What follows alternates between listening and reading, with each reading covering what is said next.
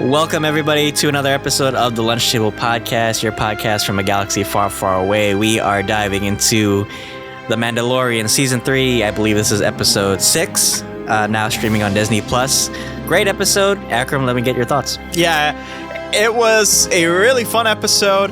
Again, man, these episodes, they have so much to offer in a sense of themes and also in a sense of action and drama. It's not so much a filler episode, I feel like it actually contributes something because we get somewhere at the end of it.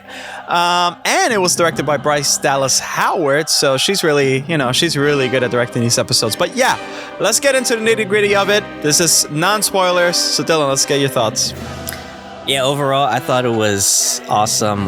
We get a lot of cool Easter eggs, which this show does really well. I won't get into spoilers, but yeah, it does a lot of throwbacks from, I'll just say the Clone Wars era for now. So it's cool to see like different, returning, characters.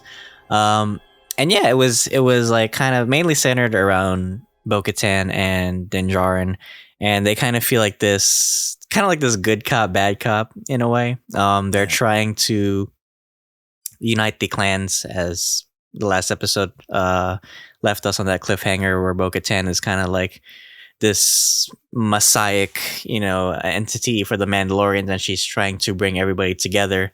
So Akram, what did you think of her journey in this episode? Because we've talked a little bit about, where Bo-Katan, like where we think we'll see her at the end of this show or this season. Let me get your thoughts on like her journey in this episode. Yeah, well, she's a great detective first and foremost, and I think she's going a little bit back to her roots of sense of duty. Of course, this show or this series feels like an RPG. There's so many side quests that they have to go through, but especially at the end, I always harken back to the Book of Boba Fett. And I think that's a thing where I think that's a cool mantra to go by. It's like respect. And I feel like this episode, especially at the end, centers around that, and also centers around the culture. I feel like, when you're very Americanized and you come from like a minority group or something like that, or minority family, you kind of forget about your roots. You forget about your culture and religion sometimes, especially when you branch out and move somewhere. And I feel like for a long time that was Bo-Katan. And at least now in this season, she's going back to her roots, and in a sense, like the purest form. So here, I feel like this is a great start to having her as like a leader. Hopefully we could get her as like a nice leader. So yeah, again, she's one of my favorite characters now, actually, because of this show. I think they did her justice. Yeah, your thoughts? Yeah, I keep harkening back to Clone Wars, watching this show, just seeing like where she started. Yeah. Because I remember her first appearance, they didn't even like name drop her. She was just kind of like this henchman for Pre Vizsla. Now she's kind of got her own, journey in this show, and I think it's so great. She's kind of, like you said, invoking like this kind of like ancestral root. But in a great way. She walks like both paths, like the armor said. She's kind of like this from this new generation of Mandalorians, but she still kind of has this respect for like the old ways too. So it's kind of like a marriage of that, where she can kind of. I think that's the great way because of her taking on the role as the uniter of the Mandalorians. Because Din Djarin, in a way, I mean, he's great, but he's kind of coming from this very conservative ideology. So maybe he can't relate to the other Mandalorians like Bo-Katan can, because she's had so much outreach and so much influence. And, she's a great diplomat as well, as we see in this episode.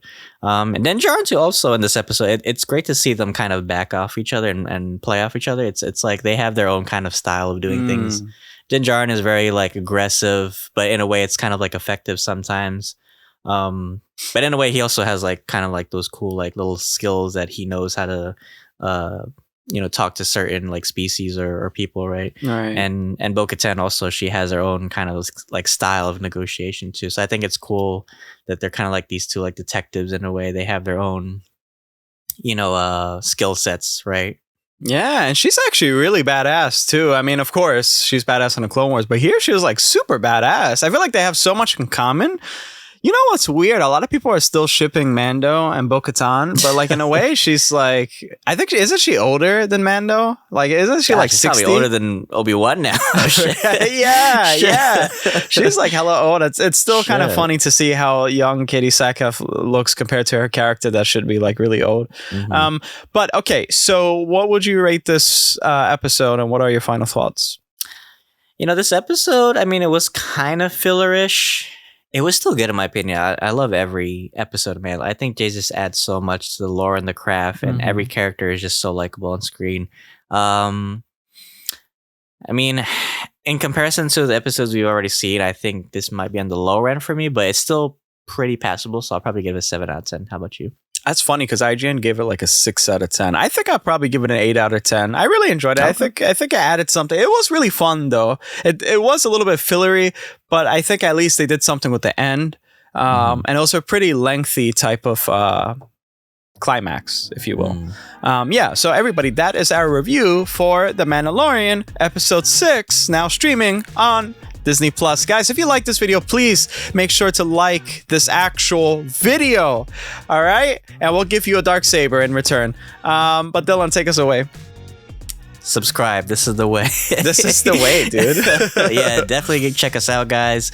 Wherever you listen to your podcast, check out our socials on Instagram and Facebook as well.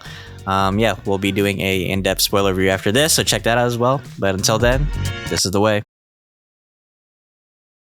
God.